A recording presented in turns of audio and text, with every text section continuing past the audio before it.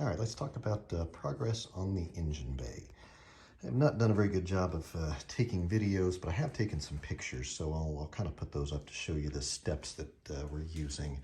Obviously, I'm smoothing and tucking and doing a bunch of cleanup stuff under here.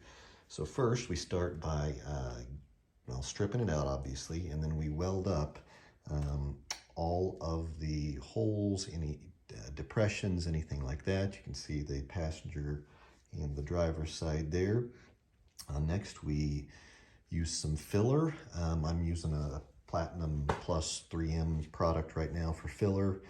Then we mask and we epoxy over the few spots where there was some bare metal. You can't, it's best to put some epoxy over those before the next step.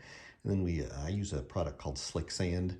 You put a couple of coats on that, and then you have to, I've had problems with dieback on it, so I usually wait 3 to 4 days.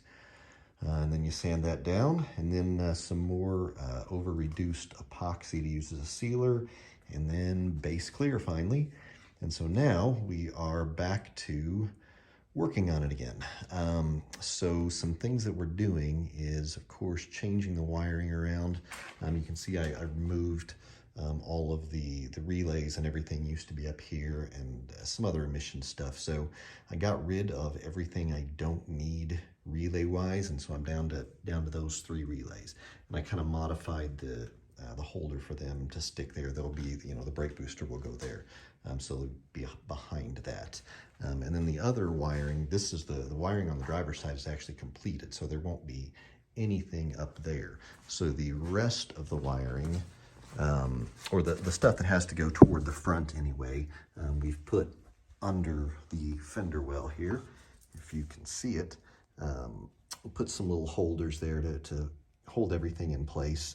So that'll be the radiator fan and switch, that's the horn, and then the lights are plugged in up there.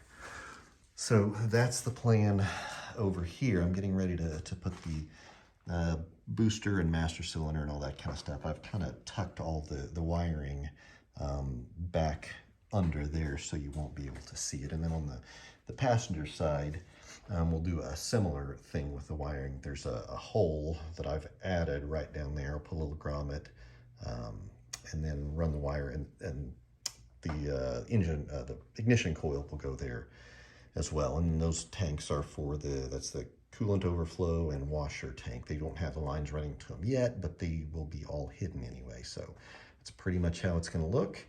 I just thought we would do an update so we can see it in the partial state